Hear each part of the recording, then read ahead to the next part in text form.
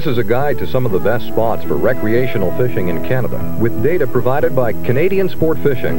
It's brought to you by the Ford Motor Company, sponsors of the Ford Canadian Sport Fishing Hotline.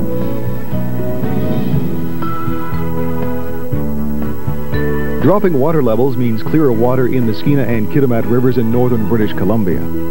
So excellent catches of Chinook salmon in the Kitimat. The largest catch so far has been 70 pounds. Large rainbow trout are being caught in Lac Roche in the Caribou region of BC. The most successful technique involves trolling with flatfish or hot shots rigged behind a gang troll. Mayfly patterns on floating or sinking lines have also produced excellent results. Stable weather across Alberta has led to consistent trout fishing in the Crow's Nest southwest of Calgary. Large zonkers, spinners, or small jigs have produced the best results.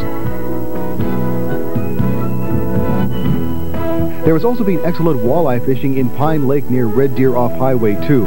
Trolling near the bottom of the lake has been the most successful technique for catching lunker walleyes weighing up to 5 pounds. The southern bay of Lake Nipigon continues to produce outstanding catches of brook trout.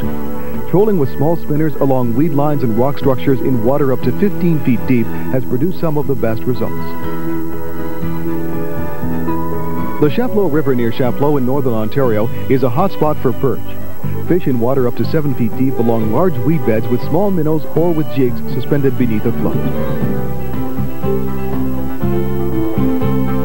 The recent warm, hazy weather across parts of southern Ontario has the muskie in action in Stony Lake near Lakefield. Some of the catches have been coming in more than 25 pounds. Try bucktail spinners over deep sunken weed beds for best results. The information in this report is updated weekly with data provided by Canadian Sport Fishing. Remember to be environmentally responsible when enjoying recreational fishing. For more details on specific fishing hotspots in your area or across Canada, call the Ford Canadian Sport Fishing Hotline at 1-900-451-4040, just 95 cents per minute. I remember Dad claimed that he'd never drive a van because it's too much like a bus. It doesn't drive like a van. This is the van that convinced him. I've got the 1995 Ford Windstar. Just listen to how quiet it is.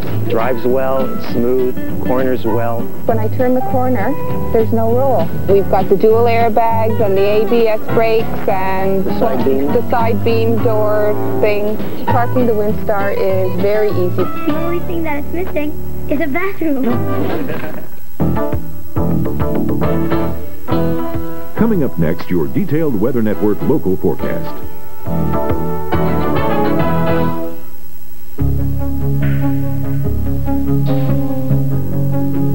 This one-minute report features the short-term and long-range forecast for your region. Coming up in 5 minutes' time, a report on pollen levels in major centers across Canada. It's one of the exclusive reports you'll find here on the Weather Network.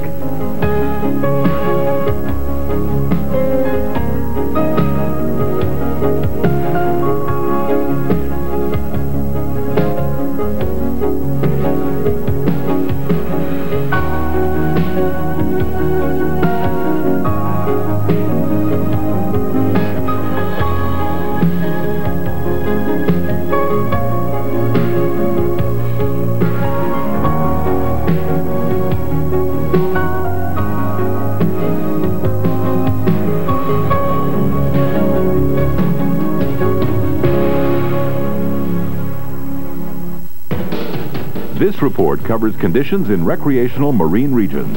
It's brought to you by Sea-Doo. If you're going to be heading out in the boat, let's take a look at some conditions for you from Bredor Lake all the way to Halifax Harbor, and let's focus on those winds too. That's going to be important for you if you're going to be out doing a little pleasure crafting. First of all, 26, 27 degrees generally for Friday. Stability in southern Ontario. Southwesterly winds 20 to 25 kilometers an hour, not including the gusts again. As we take a look at the rest of Ontario too, there from Lake Nipissing to Lake Nipigon to Lake of the Woods districts, we're again looking at the potential for some showery conditions, 24 degrees. Winds only variable for most of Ontario though, except for areas a little bit further to the south that we mentioned to you earlier.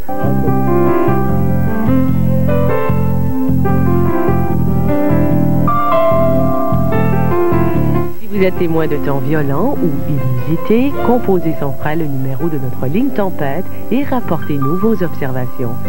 24 heures sur 24, 7 jours sur 7, composez le 1-800-461-20. 1-800-461-8368.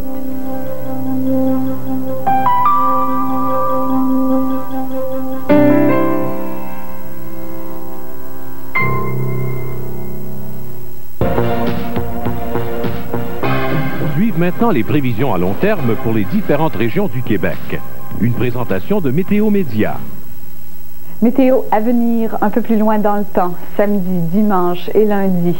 En aura-t-on fini avec ces orages, ces averses? Eh bien, c'est difficile à dire. C'est l'été, beaucoup d'instabilité dans l'air et il y a quelques systèmes qui devront passer sur nos régions au cours du week-end. Celui qui nous quitte, associé à des perturbations qui nous viennent du Midwest américain samedi, pourrait créer encore des averses. Il y aura des possibilités de soleil vu la présence d'un anticyclone. Ce sera peut-être un peu plus évident dimanche, surtout sur l'ouest et le sud du Québec. Les systèmes plus à l'est se seront davantage éloignés. Alors, il y aura le passage d'un front qui contribuera à faire baisser ou à assécher un peu le temps. Alors, faire baisser la température, assécher le temps, ça risque d'être un peu plus facile à supporter en ce qui a trait à la chaleur. Ce sera encore l'été. On parlera de temps un peu plus frais, surtout lundi. Alors, le mercure sera entre 25 et 30 degrés sur la plupart des régions du Québec encore samedi, avec toujours un peu d'humidité.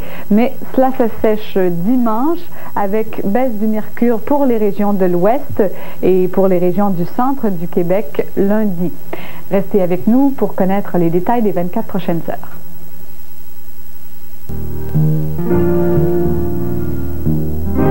Voici les observations les plus récentes pour votre région, ainsi que les prévisions à court et à long terme. The middle column indicates if the pollen levels have increased or decreased from the previous analysis. This report is brought to you by Claritin. You're watching the Weather Network, covering weather and environmental issues 24 hours a day, 7 days a week, exclusively on cable. Welcome to the Weather Network. Al Dubois has regional weather in just a moment, but first, as temperatures climb in southern Vancouver, so do pollution levels. Boiling temperatures and lack of wind are causing smog to build in the Vancouver area.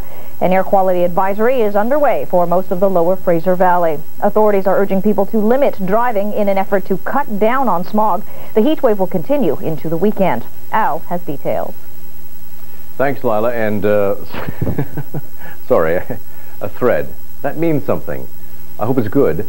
Listen, we'll travel across the country now and take a look at the weather we can expect on Friday. As we head out to BC, we'll start with Newfoundland, and it's going to be a rather cloudy day with a good chance of some showers across the island through most of the day. In the Maritimes, it looks pretty good for southern New Brunswick, Nova Scotia, and PI, but northern New Brunswick will feel the effects of a very slow-moving system that will stretch from the Quebec lower North Shore all the way down to the Gulf of Mexico. So variable skies in southern New Brunswick, sunny in Nova Scotia. The temperatures in the upper 20s in some places, especially the interior of New Brunswick, and quite humid. Now, as for central Canada, we're going to be getting a fair bit of activity through the night and again tomorrow. This is a frontal zone that stretches, as I mentioned, from the Quebec lower North Shore right down to the Gulf of Mexico, moving very slowly eastward. We've had some heavy thunderstorm cells in parts of eastern Ontario this evening, and there's more stuff about to happen in southern Ontario, especially in the southwest. As we can see from our radar shot, there is some activity around London, and there's a lot of stuff out of the range of the radar down in Ohio that's moving northeastward, and we'll no doubt have more thunder showers through the night in central Ontario. Tomorrow, then, it'll be cloudy with some breaks and showers and possible thunder showers through just about the entire day.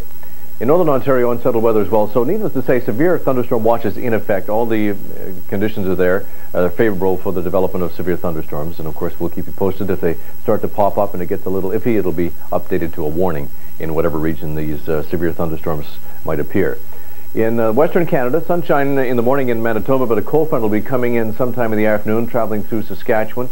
It'll be sunshine in Alberta and sunny and hot once again in BC, and that air quality advisory will continue tomorrow. Unusual weather conditions. We'd like to hear from you. All calls are toll-free. The number is 1-800-463-WIND. That's 1-800-463-9463 if you have unusual weather conditions to report. Coming up next, Earthwatch with up-to-date reports on the environment.